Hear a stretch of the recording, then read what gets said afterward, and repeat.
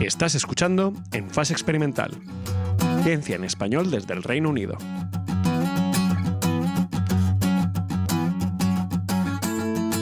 Bienvenidos a En Fase Experimental, el podcast científico mensual de la Sociedad de Científicos Españoles en el Reino Unido. Ya sabéis que nos podéis encontrar en iVoox, iTunes, YouTube, Spotify y la página web de CERU, www.sruk.org.uk. Síguenos también en Twitter con el hashtag #EnFaseExperimental o escríbenos un correo a radio@sruk.org.uk. Hoy están conmigo Alex y Guillermo y nos vamos a sumergir un poco en el mundo de la divulgación, que es al que nos dedicamos hoy. Y vamos a hablar un poco de la comunicación científica y la divulgación, y para ello pues estamos con un invitado que sabe mucho de esto, ¿verdad, Alex? Verdad, muy verdad es esto. Hola Mari, ¿qué tal? Tengo muchísimas ganas de la entrevista de hoy porque tenemos al que yo diría es un referente de la divulgación científica en euskera, cual me es muy cercano y también me es muy querido. Nuestro invitado de hoy es Guillermo Roazubia. Guillermo obtuvo su doctorado en la Universidad del País Vasco, Euskal Herriko Unibertsitatea, en 1999 en química teórica, pero su perfil como químico ha evolucionado hacia uno más de comunicador, porque tras doctorarse empezó a escribir artículos de divulgación científica en el UIAR, la fundación encargada de impulsar la ciencia y la tecnología en euskera. Bueno, empezó a escribir y no ha acabado, porque según la base de datos Ingune, nuestro invitado tiene más de 250 artículos publicados en el UIAR. En 2005 se convirtió en el presentador y director de Norteco Ferrocarrilla, el programa de radio de divulgación científica de EITB, la Radio Televisión Pública Vasca.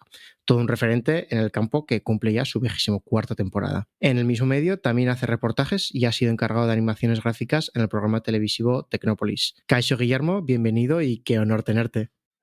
Kaixo, hola a todos, muchas gracias por invitarme. Siempre es un placer hablar con vosotros, la verdad, ¿eh? Bueno, el honor es nuestro y lo cierto es que, bueno, vamos a ir ya a las preguntas porque yo tengo mucha curiosidad, sobre todo como primera pregunta, un poco de contexto, para mirar un poco al pasado. Tras acabar el doctorado, te orientaste a algo un poco diferente, como es la comunicación científica, desde tu background en química a una comunicación científica.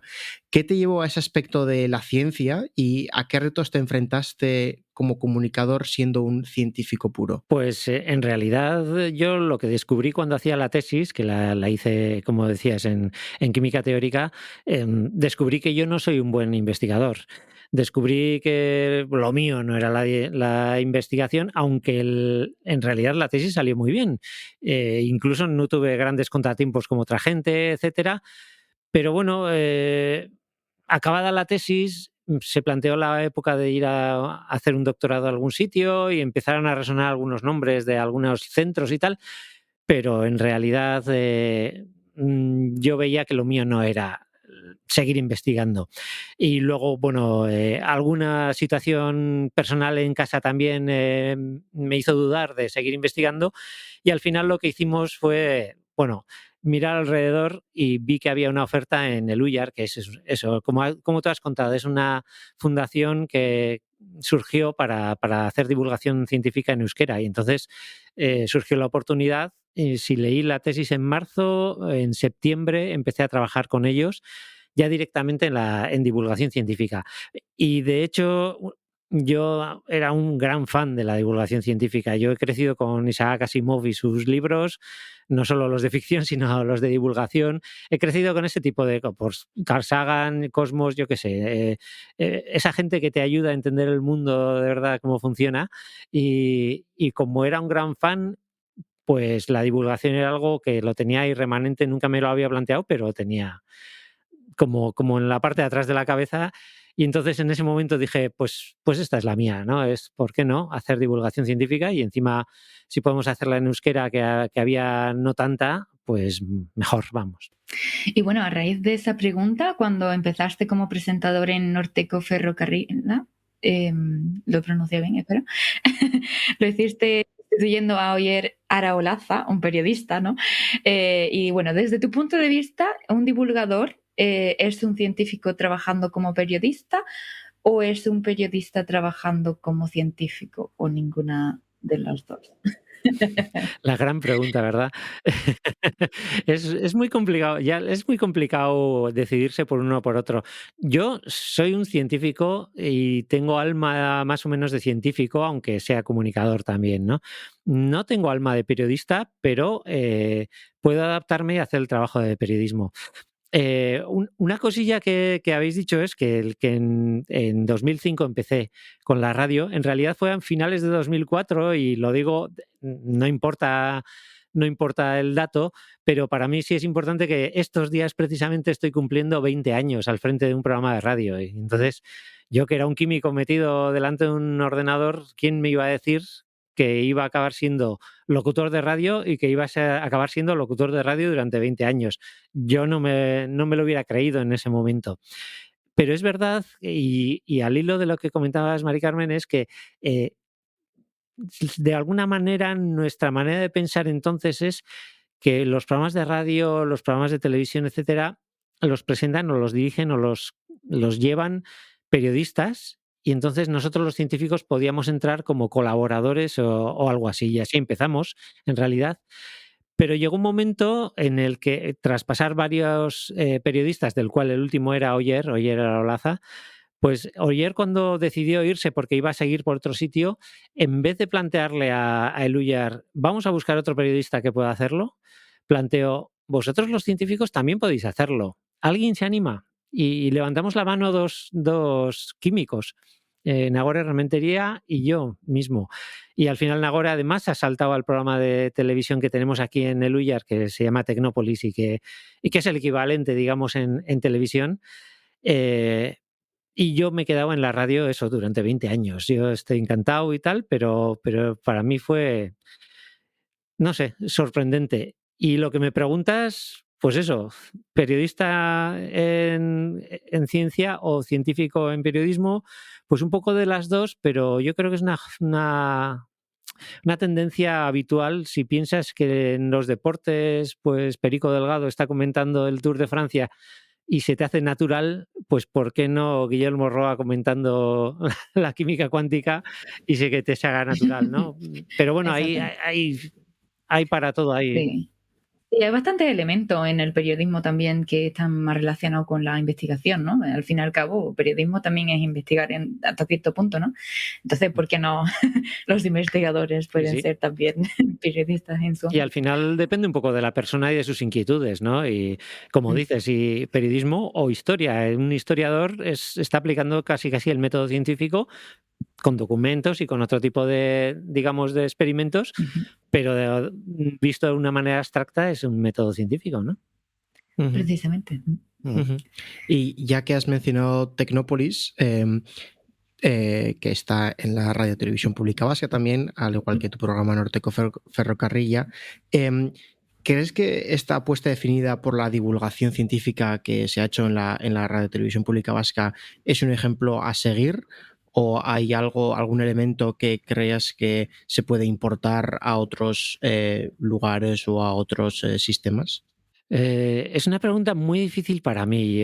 Si lo que hago yo es un ejemplo a seguir por ahí, en el sentido de vamos a hacer programas de ciencia, sí. Ahora, la filosofía de la radio o la tele pública vasca, mm, soy muy crítico con el asunto, ¿no? Al final es una parte cultural necesaria, como otros programas culturales que hay en los dos formatos, y que todas las televisiones y radios públicas deberían tener su cuota, por lo menos, ¿no? Pero yo creo que no es que en Euskadi seamos pioneros en eso, no me parece. Y hay otra mucha gente que lo hace muy bien. Y lo hace perfectamente bien, pero con otros formatos o otros puntos de vista y que dan envidia, vamos. Entonces yo no sé si soy referente para otra gente. Ahora, a favor de la televisión o en este caso de la radio pública vasca, lo que tengo que decir es que me han permitido hacerla y tal, y no me han sacado de allí. Pero no estoy tan convencido de que sea por razones de que, bueno, tenemos que meter algo de ciencia, así que vamos a meter esto, o que realmente quieran ciencia en la radio, ¿no? Por una de las cosas que critico y que me voy a atrever aquí a decir es que cada vez que hay un partido de fútbol de cualquier equipo vasco, yo desaparezco de la parrilla. La Real, el Athletic, el Alavés, el Eibar y casi una vez desaparecí por el Real Unión, que está en segunda B o C o lo que fuera, no sé, no controlo de fútbol, pero de alguna manera siguen priorizando todas estas cosas frente a cosas como la ciencia, ¿no? Y no sé, para mí eso es muy criticable para mí. Por otro lado, aquí estoy, ¿no? Y es verdad que estamos haciendo ciencia en la radio y en la tele. Bueno, haciendo ciencia, no, haciendo divulgación científica en la radio y en la tele. Y eso hay que reconocérselo, sí, sí. Sí. Que digamos haces ciencia, haces cultura hasta que los límites que hay, ¿no? Y al final si la parrilla exige y es muy difícil decir que no a, bueno, aunque sea un Real Unión. Sí, sí, sí. Y ellos una vez ya me lo dijeron muy, muy claro. Esto da dinero, el fútbol da dinero, el fútbol tiene interés, pues vale, pues y tú no das dinero y tú no tienes, bueno, no tienes interés, en fin, relativo, ¿no? Yo también pienso que según lo que le des a la gente, el interés puede crecer y si hay alguien que quiere seguir mi programa semana a semana, pues es una pequeña falta de respeto de repente cambiarlo de hora o quitarlo de la parrilla porque juega la Real, ¿no? Pero bueno, a ver, entiendo en qué sociedad vivimos y entiendo que es una cuestión bastante general también, ¿no? Y bueno, como decías que llevas ya como más de 20 años divulgando, ¿no? No sé si 20 años exactos o 25 o 26. 25 por ahí, ¿sí? Ajá, 25. Bueno, que son 5 años más, bastante. ¿Nos podrías decir un poco cómo crees que ha cambiado la percepción de la ciencia por parte de la sociedad en este campo? ¿Cuáles han sido los cambios más significativos que tú has podido percibir por estos últimos 25 años? Yo creo que uno de los cambios grandes ha sido precisamente eso, incluir ciencia en los medios de comunicación. Siempre ha habido ciencia en los medios de comunicación, pero, por ejemplo, cuando yo estaba haciendo la tesis en los años 90, por ejemplo, yo creo que la mayor parte, el mayor porcentaje de ciencia en los medios era relacionado con noticias. Se caía un camión lleno de vinil cloruro y aquello ardía, por ejemplo, y entonces todo el mundo quería saber qué es el vinil cloruro. No había ningún accidente y a nadie le importaba el cloruro de vinilo, ¿no? En ese sentido. Luego ya empezó la divulgación y además ha habido grandes hitos como, pues eso, cosas que vienen de fuera como los maravillosos documentales, pues Cosmos o no lo sé, ¿no? Ese tipo de cosas. Y entonces, poco a poco fue calando. Y cuando yo terminé la tesis, es verdad que ya los medios de comunicación, por ejemplo aquí en Euskadi, estaban incluyendo de alguna manera de forma más permanente a científicos o para entrevistarlos, etcétera, un poco más allá de simplemente la actualidad del momento, ¿no? Y bueno, y por eso yo supongo que me he dedicado a esto, que he podido dedicarme a esto. Y ese es uno de los grandes cambios. Visto desde el punto de vista del científico, de cuando yo hacía la tesis, para nosotros era impensable que un medio de comunicación te llamara y te pidiera colaboración. El medio de comunicación era algo que estaba allí lejos y tú estabas en tu laboratorio, ¿no? Y eso ha cambiado mucho. Claro, ¿eso nos hace pensar que la percepción de la ciencia ha cambiado? Pues yo creo que sí, en la sociedad, quiero decir, yo creo que sí. Y también, claro, ha cambiado la tecnología que usamos y la posibilidad para la gente de hacer divulgación científica a nivel particular, casi. Entonces, yo creo que todo eso ha cambiado. Nos hemos dado cuenta de que existe una cosa que es inteligencia artificial, que aunque ya se hacía en aquel tiempo, pues ahora de repente nos preocupa, ¿no? Eh, no sé, ha habido un montón pues el genoma humano y tal, hay la decodificación del genoma, etcétera, que ha sido como llamadas de atención a la gente, decir, estamos haciendo esto, quizá te interese que te hable de esto, ¿no? Entonces, en ese sentido yo creo que es muy... Ha habido muchos pasos, digamos, a favor de comunicar la ciencia. Dolly, la oveja Dolly, fue desde el 96, el primer mamífero clonado. Aquí al lado, me pilla muy cerca. Sí, es verdad, sí, sí, sí. Y En Roslin, ¿no? En el eso es. Instituto de Roslin, ¿no? Efectivamente. Una cosa que has dicho que me parece muy interesante es que en esa época en la que tú estabas haciendo la tesis, el científico estaba en su laboratorio y el medio de comunicación estaba lejos, una cosa lejana, exógena, ¿no? Un poco del exterior. ¿Crees que los medios de comunicación hayan entrado en el laboratorio de alguna forma, ha incrementado la responsabilidad que tienen los científicos porque ahora tienen que exponer su ciencia a la sociedad, hay un poco más de responsabilidad en lo que hacen, tienen que responder más hacia la sociedad, o es algo que ya estaba ahí y que no ha habido mucho cambio por la divulgación científica? Yo creo que la respuesta es sí y sí. ¿Ha aumentado la responsabilidad? Sí, porque aunque yo no lo veo tanto como aumentar la responsabilidad, sino que ya era hora de que hiciéramos esto, que ya teníamos esa responsabilidad, ¿no? De hacerlo. Y entonces hemos empezado a entrar en los estudios de radio o de televisión, ¿no? Y no sé, en general eh, todo va de la mano. El aumento del interés del público por la ciencia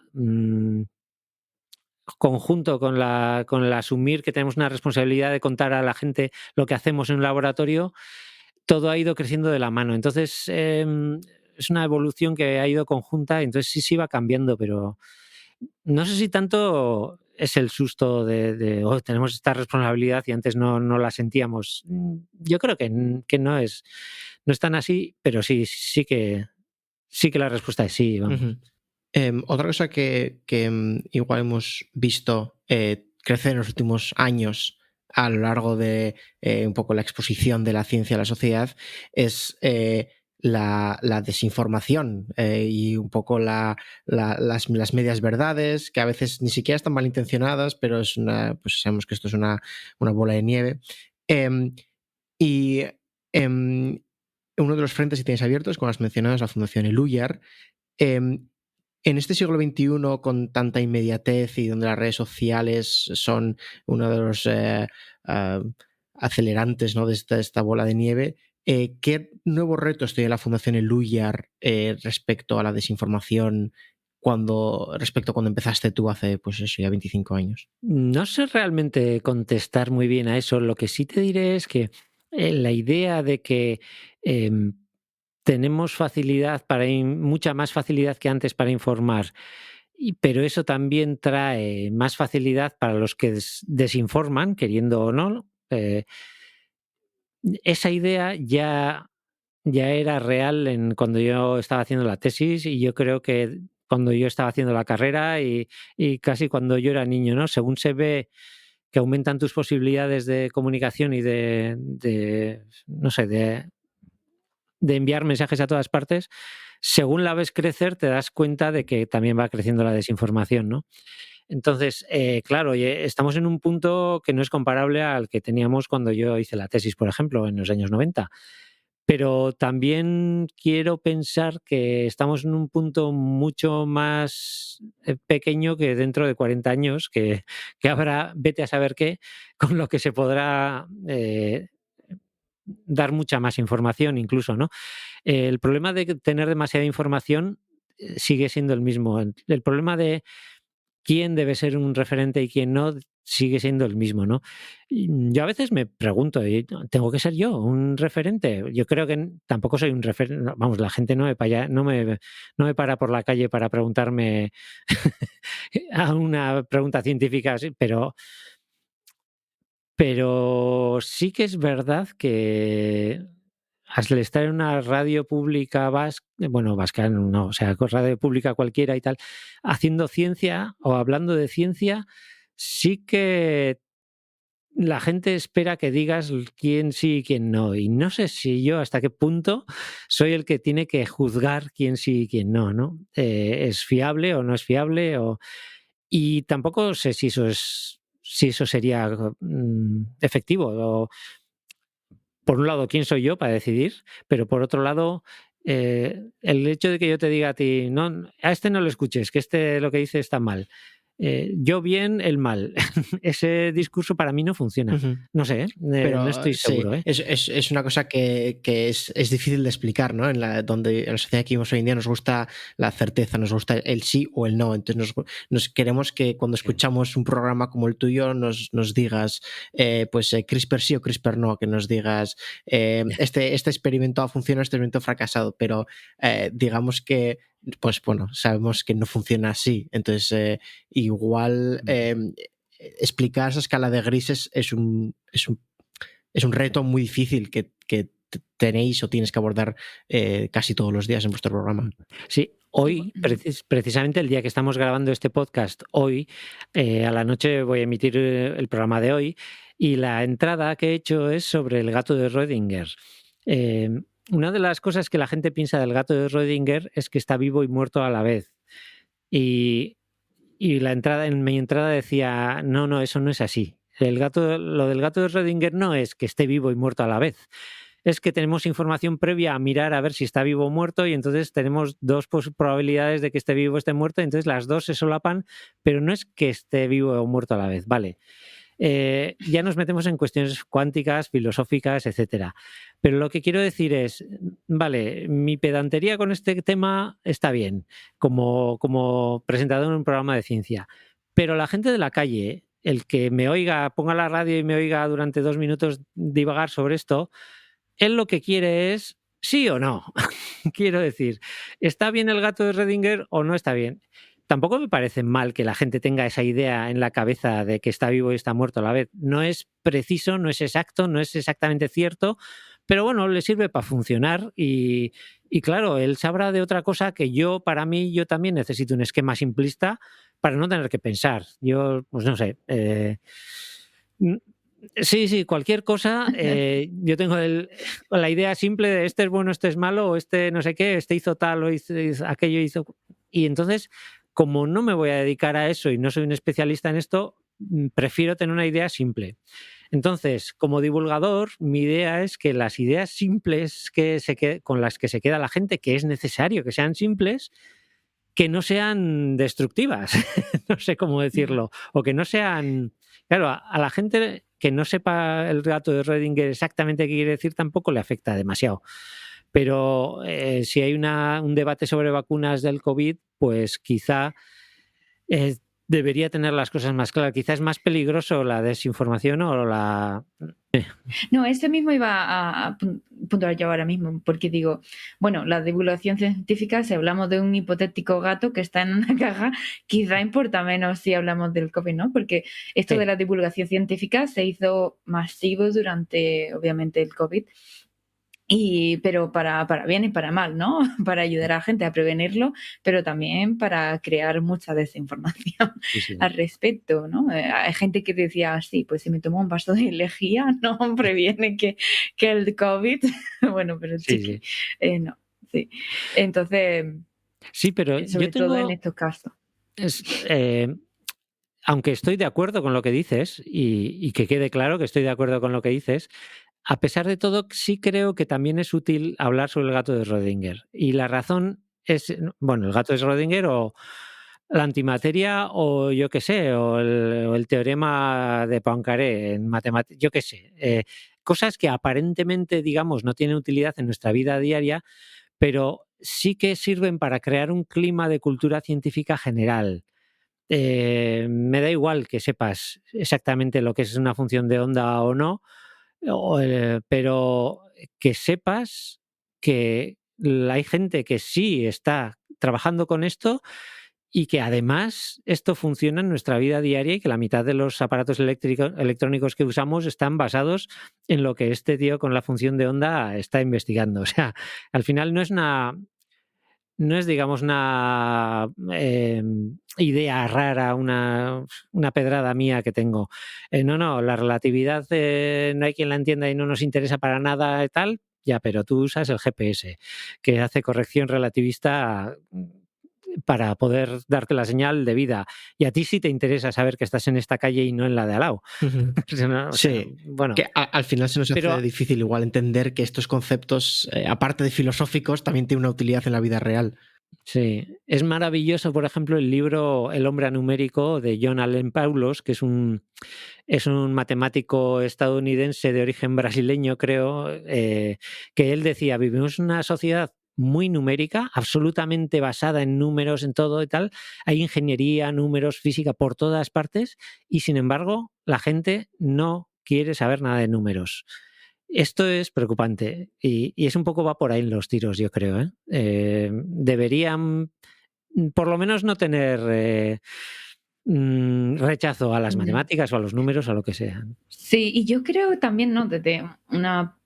Personalmente, que se debería de enseñar a los niños a programar, pero desde, desde chiquitito. Porque no solo, obviamente, porque sea práctico, ¿no? Luego a la hora de, pues, la carrera, buscar trabajo, lo que sea, pero sino porque también pues coding, ¿no? Programar y tal, te da como esa lógica también al pensar, ¿no?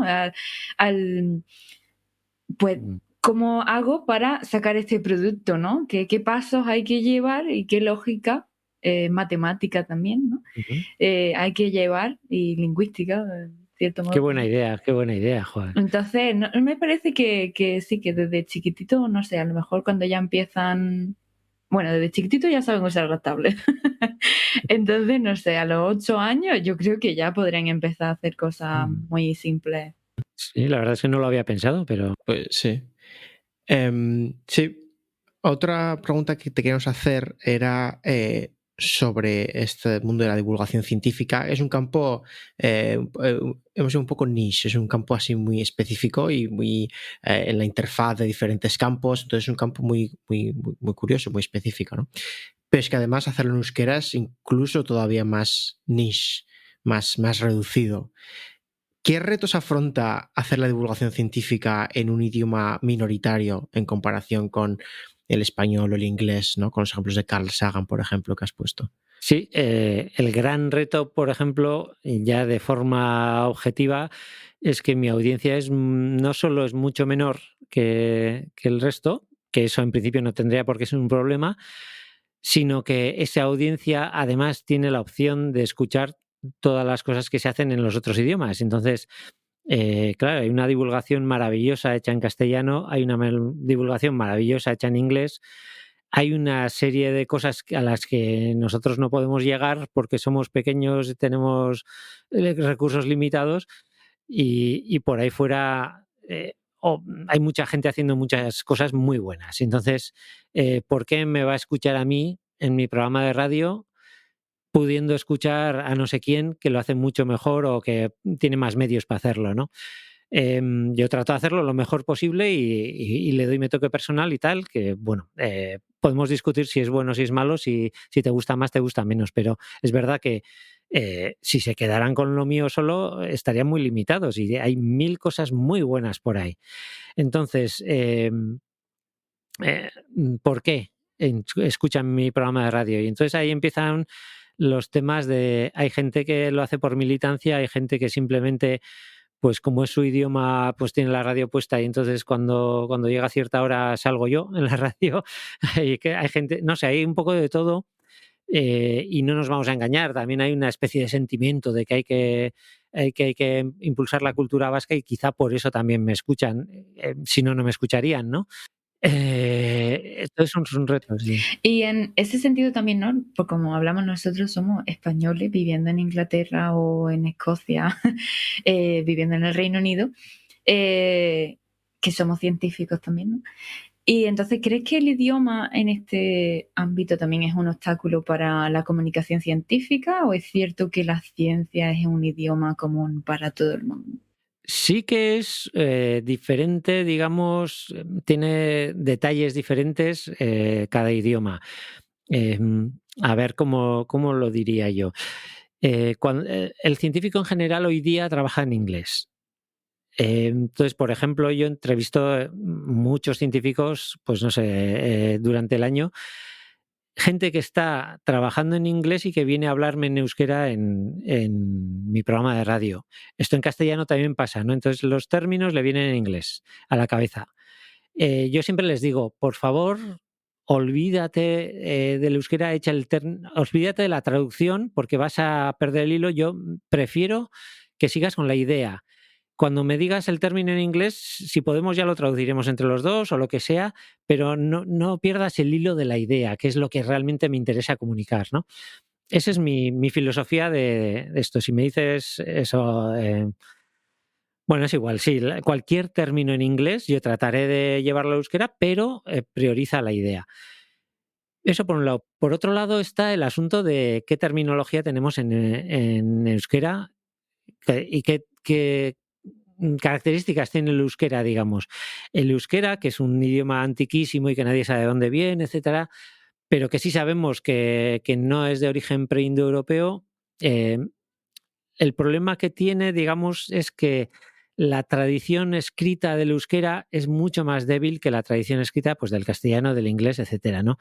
En años no estoy seguro, porque en las glosas de San Millán ya aparecía el euskera por ahí y ahora estos últimos años están descubriendo cosas de tiempo de los romanos, de los vascones y tal, Irulegui, etcétera, pero el euskera escrito tiene mucha más lentitud o más, no sé.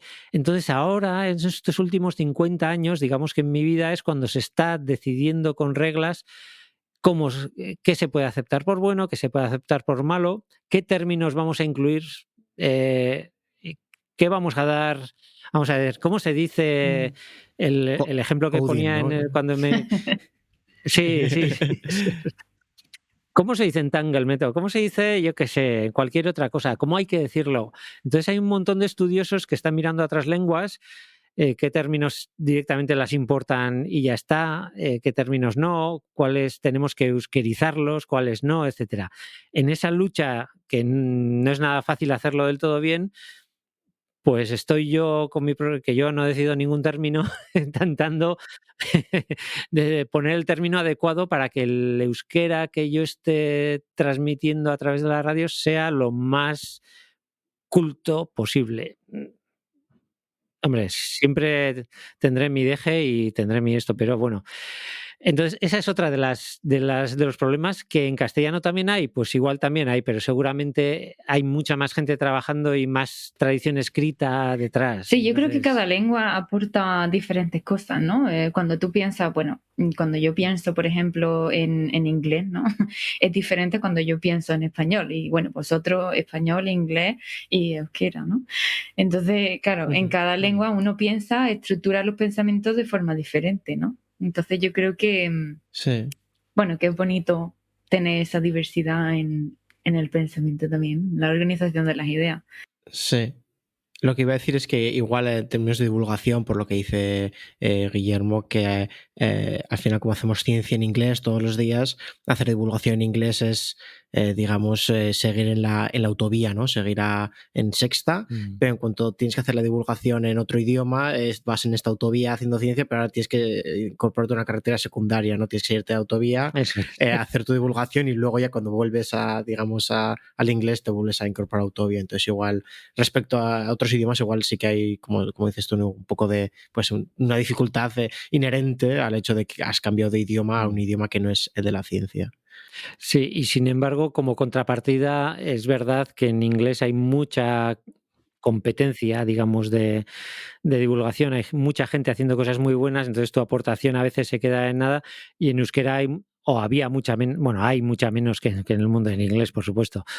Somos menos, aunque ahora ya mucha gente hace divulgación, pero sí. Y luego yo personalmente, desde el punto de vista personal, tengo que decir que mi lengua madre es el castellano. Y yo aprendí euskera, pues gramatical, empecé con los 7 años, a hablarlo con 15, 14, 15 años o por ahí. Y entonces, lo que decíais, ¿no? ¿Qué es lo que está ocurriendo dentro de mi cerebro? ¿En qué pienso? Pues depende mucho del contexto donde esté, de qué día tenga, ¿no?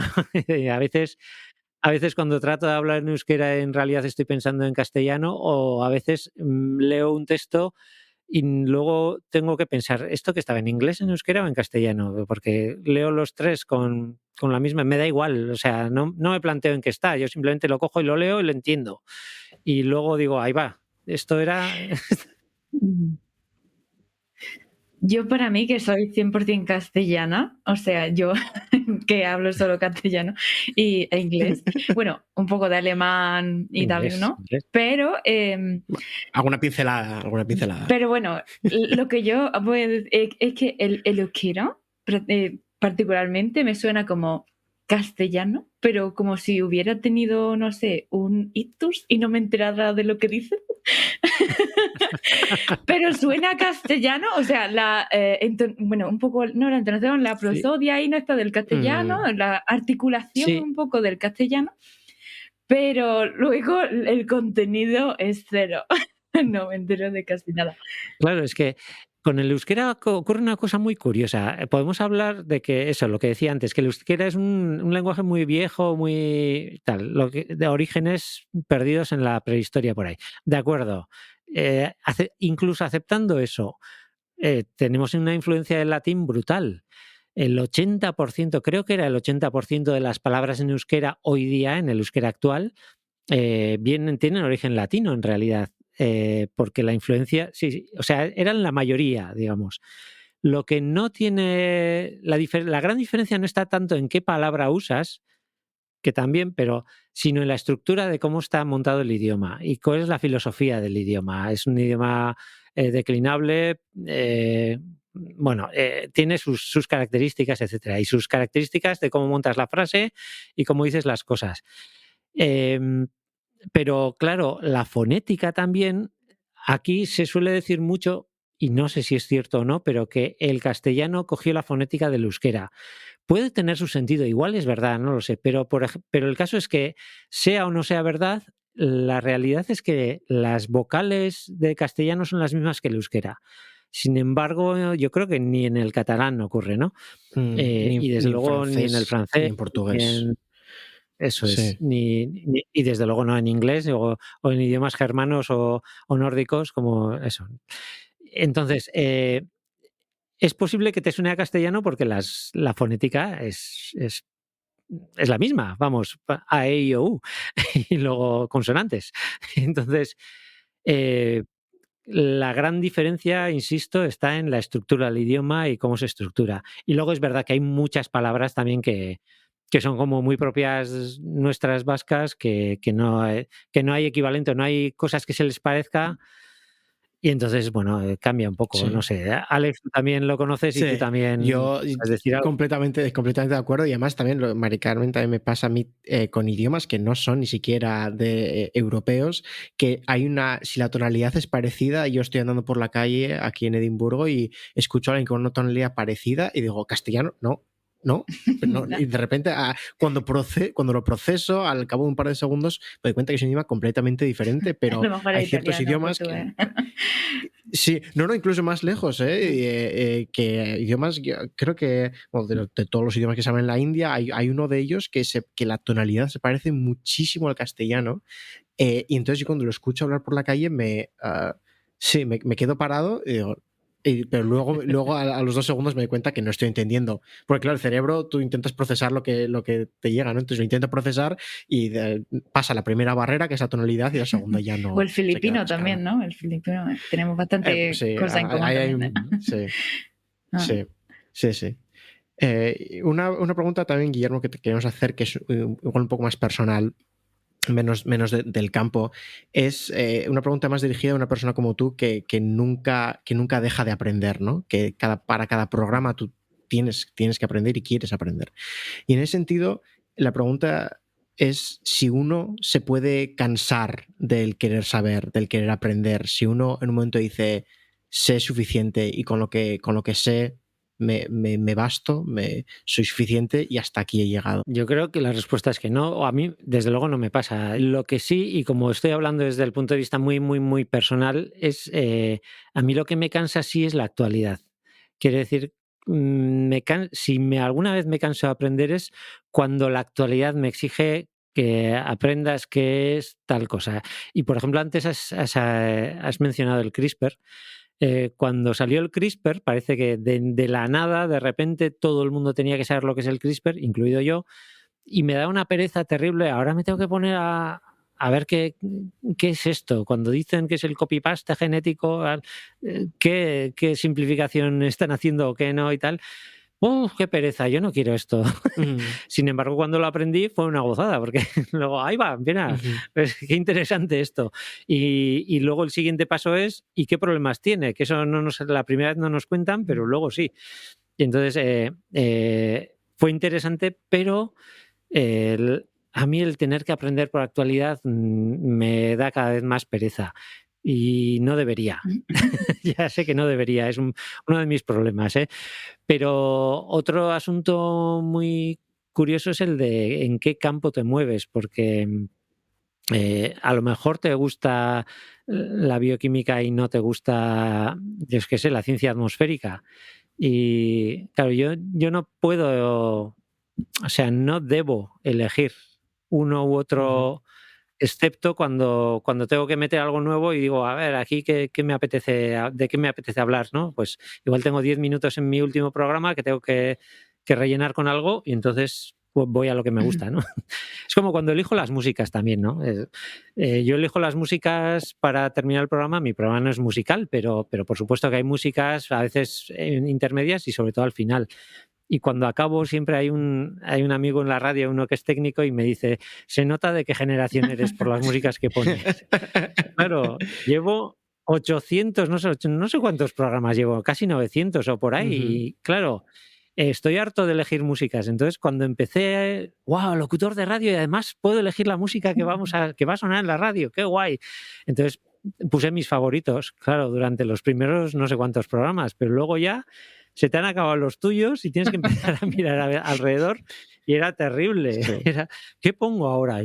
Esto, Mira, este grupo me suena el nombre y nunca jamás he oído, pues voy a poner una canción de esto, a ver. esto para los que nos estén escuchando, fuera de cámara, hemos sabido que a Guillermo le gusta mucho Dire Straits, así que creo que todos y cada uno de sus álbumes han aparecido ya en sus programas. Tengo dos grandes pasiones, el rock de los 70-80, Dire Straits, pero tirando para atrás, pues Jethro Tull, Pink Floyd, Queen, Supertramp, yo que sé, aquella época. Y luego tengo mi pasión clásica. Yo soy un enamorado de Mozart, soy de Beethoven, de Haydn, es una maravilla y cuando puedo uso sus músicas también. Claro, para mí, a partir de Beethoven para atrás, los románticos, lo siento, pero no. Para mí, es un problema mío, personal. Sí. Stravinsky está guay, pero a mí no. Wagner, por favor, no. Es una cuestión personal, ¿eh?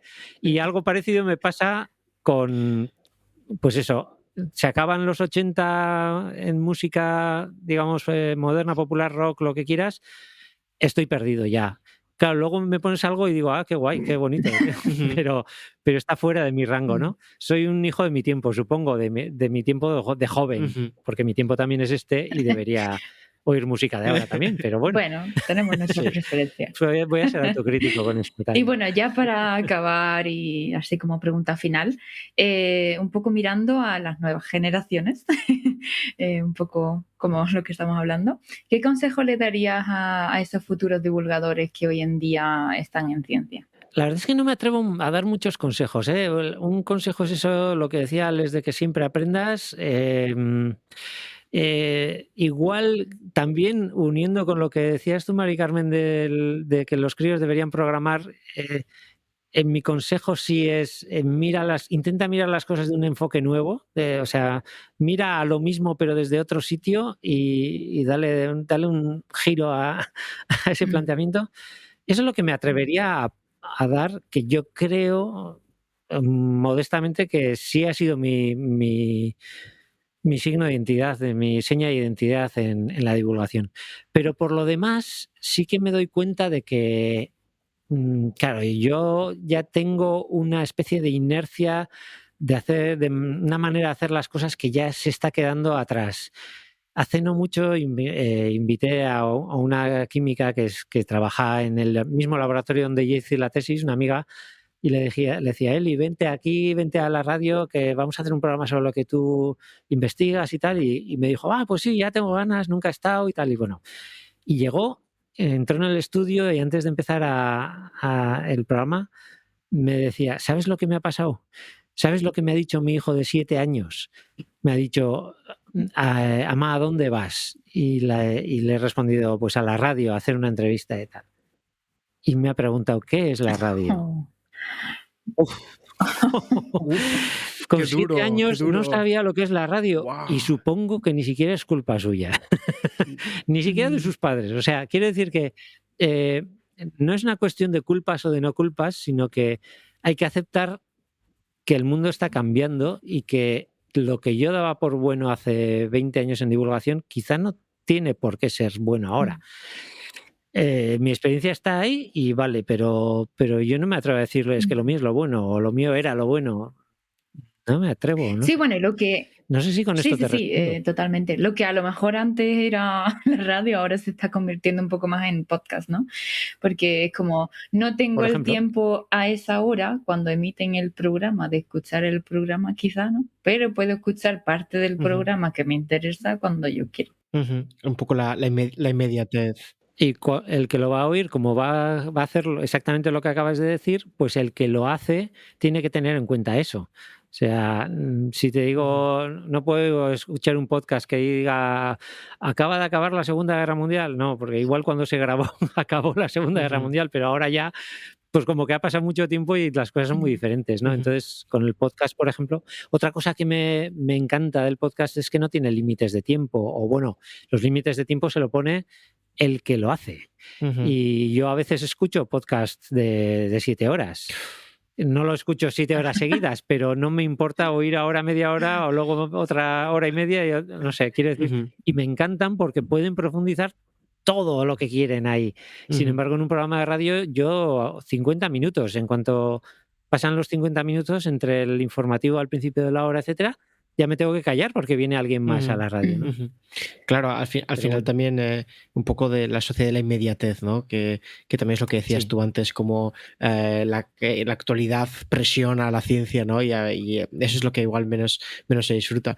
Pero vienen nuevos tiempos, han venido nuevos tiempos, están llegando, están ya aquí también.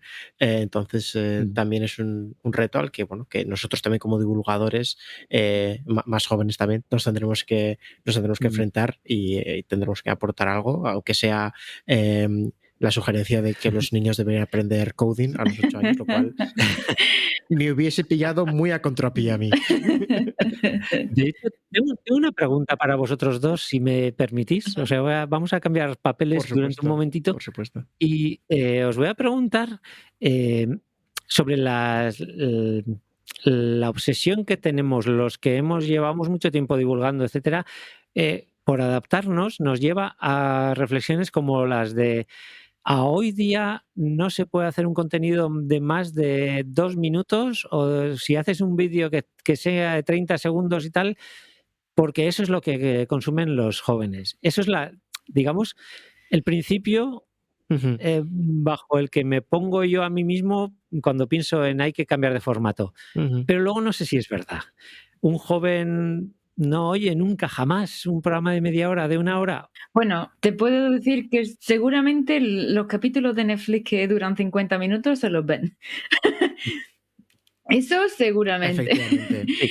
Luego, que escuchen un podcast de Pues sí. 50 minutos, pues a lo mejor no, pero yo creo que la mayoría de los podcasts también, que yo también escucho, ¿no? Que son también, pues no sé, de radios también nacionales de otros países, USA o de aquí y tal, suelen ser como de 20 minutos, ¿no? Si a lo mejor pasa ya de 30 minutos, pues quizás a lo mejor no te lo termine de escuchar o lo que sea, ¿no? Pero sí, eso es verdad que lo de los 2 segundos en las plataformas, sobre todo visuales, es lo que más consume y sobre todo da dinero, ¿no? Y yo también creo que esto, por cerrar y por volver a lo que hemos dicho antes, esto es muy similar a lo que hemos dicho antes con el fútbol. Al final tú eliges lo que te entretiene. Entonces, ¿vas a verte un partido de 90 minutos de Rey Vasco? Pues igual sí. ¿Vas a ver 90 minutos de divulgación científica? Pues igual no. Y esto es una elección personal, de la misma forma que eliges ver un programa de Netflix de 90 minutos o no eliges ver un programa de divulgación de 90 minutos. Y creo que esto es una cosa que no entiende de generaciones, esto va a seguir ocurriendo siempre. Yo creo que sí que hay un factor de lo que decía Marica, sobre todo las plataformas visuales, pero son visuales, ¿no? De los 2 segundos de la inmediatez del primer frame que veas, pero en general esto se enmarca en que la gente va a querer siempre el entretenimiento que les entretiene. Entonces, creo que depende tanto de la persona, y sobre todo los científicos estamos acostumbrados a un poco la paciencia, saber que leerse un paper a veces te lleva 1 hora y a veces te lleva 1 semana.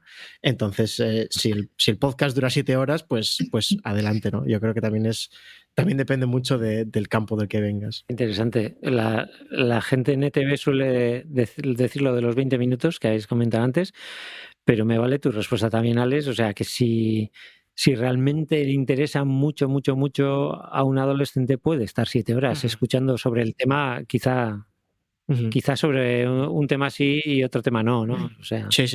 Y si es un tema, si estás cerrado en casa porque hay una pandemia mundial y una persona te está explicando muy bien lo que es una vacuna y tú no sabes de vacunas, pues igual los 90 minutos te los tragas de principio a fin. También por un interés personal. Yo tengo un amigo que le interesa mucho la aviación, ¿no? Y a lo mejor pues se ve no sé cuántos capítulos de YouTube por cuántas horas de cómo los diferentes casos que ha habido en los problemas de aviación en los últimos 10 años.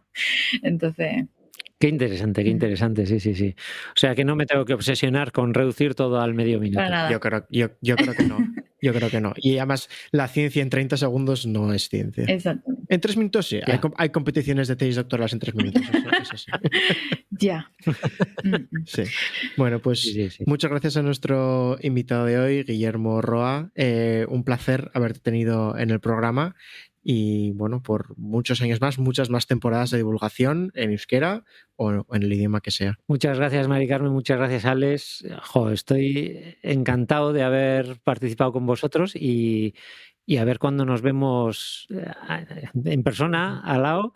Yo estoy dispuesto a ir a Reino Unido, a cualquier punto, a Escocia, me encantaría ir, a Bristol también, a cualquier sitio. Y si cuando paséis por aquí, pegadme un toque y a ver si nos vemos. Muchas gracias, encantado. He estado muy a gusto. Muchas gracias.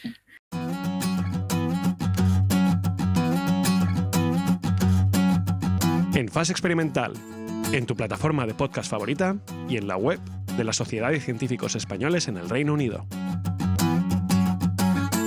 Bueno, ya estamos de vuelta, Mari Carmen. Menuda gozada de entrevista, me lo he pasado súper bien. Hablando un poco de todo, desde música hasta divulgación, pasando por fútbol, incluso, que era una cosa que no me esperaba yo que fuésemos a comentar. Quería comentar algunas cosas que me han parecido muy interesantes de la entrevista. La primera de todas es una que me ha tocado muy de cerca, yo creo, que es esto que ha dicho Willy, de que el objetivo es que las ideas simples no sean destructivas, que me parece un concepto que requiere mucho talento, mucha habilidad, mucho saber hacer, porque saber resumir o simplificar un tema cualquiera, científico, pero sin caer en tópicos o en prejuicios o en favoritismos, esto es muy difícil de hacer. Y al final, cuando divulgamos ciencia, que es algo que todos hacemos en algún momento, sea explicar nuestro proyecto a nuestros familiares o conocidos, cuando divulgamos, es muy tentador hacer esto de hacerlo con elementos un poco reactivos, ¿no? Con términos que son muy simplistas, que al final se convierten un poco en un arma de doble filo, ¿no? Y aquí el esfuerzo que tenemos que hacer de explicar las cosas simples, pero sin crear estos conceptos tan, que se pueden lanzar a las otras personas, ¿no? Y, por ejemplo, a mí me parece que además en mi tema, como decía, mi tema me toca muy cerca, porque yo trabajo en biología sintética y en nuestro campo utilizamos, por ejemplo, sistemas de bacterias en células de mamífero. O cogemos rutas metabólicas de diferentes organismos y las combinamos en otro organismo, ¿no? Entonces, es muy tentador decir, ¿no? Y he oído decir a gente decir que estamos construyendo un Frankenstein, ¿no? Y este concepto del Frankenstein es muy fácil de entender porque hemos conseguido explicar la idea, ¿no? Ya ha calado que es un Frankenstein, todo el mundo sabe que es un Frankenstein. Pero al decir esto también hemos hecho darle al receptor una idea de que estamos creando un monstruo, una quimera. Entonces, es un arma de doble filo y hay que hacer un esfuerzo activo por evitar estas que yo llamo trampas de la comunicación. Sí, totalmente de acuerdo. Y la verdad que esta entrevista ha sido súper interesante y bueno, ya nos toca bastante de cerca porque al fin y al cabo también es en parte lo que hacemos. Otra idea a destacar también de la entrevista es que la forma en la que él ha expresado sus ideas también, ¿no? Como por ejemplo este otro punto, ¿no? En el que él dice que la forma en la que hace sus cosas pues se está quedando un poco atrás, ¿no? Que la tecnología y los nuevos métodos pues están cambiando la mentalidad de la gente, cómo la gente interactúa y cómo la gente también se informa. Y bueno, todo esto está cambiando también la manera en la que nos comunicamos, ¿no? Y cómo nos adaptamos nosotros a esto. Y me parece que en este debate, ¿no? En el debate que hemos tenido sobre la radio o el podcast, pues la verdad que es bastante interesante, ¿no? También, y que vaya por delante, Willy es un buen ejemplo de saber combinar ambas, porque su programa de radio está primero su programa de la radio y luego está también disponible como en podcast en diferentes plataformas, que al fin y al cabo es una manera de llegar a la mayor población, ¿no? A la mayoría de la población. Pero sí que es cierto que estamos viendo en unos años de mucho cambio, ¿no? Con la comunicación, el TikTok, Instagram en general, la divulgación científica está cambiando, la manera en la que hacemos divulgación científica, ¿no? Hay muchas cuentas en Instagram que se dedican a ello, de neurociencia, de física, de química. De lo que quieras, a estas alturas ya vamos Sí, de cualquier cosa. de todo. Y bueno, algunos pues mejor que otros se dedican a divulgar bulos, otros lo hacen muy, muy, muy bien. Sí. Y bueno, pues eso es la consecuencia de este cambio, ¿no? Y al final creo que los nuevos formatos y los nuevos métodos pues también han llegado un poco para quedarse, ¿no? Pero eso no quita que la labor de fondo del divulgador es pues la misma, ¿no? Es transmitir una idea basada en la evidencia a la población general. Es decir, que si una persona divulga bien, también divulgará bien en quizá cualquier contexto, ¿no? Con cualquier herramienta o método para divulgar. La manera es ponerse un poco a ello, sacar un par de ideas y al fin y al cabo, si tienes un core, ¿no? Si tienes una base en la que ya eres súper bueno en hacer estas cosas, pues sabrás hacerlo en varias plataformas. Sí, no, iba a decir que estoy completamente de acuerdo. Y al final, eso que dices tú creo que es un buen punto de que el fondo no tiene que, la forma no tiene que alterar el fondo. Es un poco el concepto para mí. Sí, totalmente de acuerdo. Y bueno, nosotros también como científicos y divulgadores pues tenemos un poco ese deber de no perdernos en las formas y encargarnos de cuidar bien, como tú dices, los fondos. Saber de lo que hablamos más que tener como fuegos artificiales. Sí, que al final es eso, ¿no? El concepto este, no más que la forma no va a perder el fondo. Y es muy tentador, porque al final con esto de la inmediatez de la actualidad es muy tentador, ¿no? De pasar de puntillas por un tema mientras tú publiques tu podcast, tu TikTok, tu Reels o lo que sea, da igual el contenido, ¿no? Y es un poco, es un peligro. Y esto me lleva al último que queríamos comentar, de la entrevista, y es la necesidad de la inmediatez. Cuando Willy dijo o ha dicho algo así como si alguna vez me canso de aprender, será por la actualidad. Por lo que hemos visto, Willy es una persona que nunca se va a cansar de aprender, así que haya dicho esto ya debería ser una pequeña alarma, ¿no? De que ya hay algo que le hace no querer aprender. Y esto de si alguna vez me canso de aprender es por la actualidad, yo creo que para mí esto refleja hasta qué punto la actualidad sesga nuestra visión sobre la ciencia. Y a mí, yo quiero decir que estoy en el barco de Willy cuando él dice que él quiere explicar el CRISPR por su potencial y su novedad como herramienta y no porque hay que explicar que es que CRISPR se ha utilizado para clonar 2 bebés en China ilegalmente, etcétera, etcétera, ¿no? Entonces, claro, cuando la actualidad es la que manda, digamos que no lo haces de forma reticente, pero yo creo que sí que no lo haces con la misma pasión. Es que eso que decía antes, ¿no? Que a veces es tan tentador sumarte al barco del barco de la actualidad, ¿no? De lo último. Bueno, al fin y al cabo también es en lo que la gente está interesada en ese momento, ¿no? Claro. Tienes que hacer divulgación científica, obviamente en todos los aspectos, pero hay momentos, ¿no? En los que, claro, se acaba de salir una noticia y es súper novedosa porque han clonado 2 bebés en China. A lo mejor la gente está un poco más interesada y a lo mejor escucha, es como una manera de llamar la atención a la gente, ¿no? Mira, voy a hablar de esto. Y luego te voy a hablar de un par de cosas más también, para que así te pongas en contexto. Completamente, a mí me parece muy importante, ¿no? Y esto quiere decir AlphaFold, por ejemplo, ¿no? La inteligencia artificial, ¿no? No, es que la inteligencia artificial ha conseguido resolver todas las estructuras de proteínas. Y de repente, claro, eso es lo que atraes, es el anzuelo, y luego detrás, como dices tú, mientras expliques un poco el contexto que hay detrás, pues lo que decíamos antes, que la forma no te haga perder el fondo. Mientras lo expliques y seas veraz, pues al final estoy completamente de acuerdo que la realidad, la actualidad manda. en las noticias y también en nuestro campo. Así que creo que es una lógica difícil de escapar. Sí.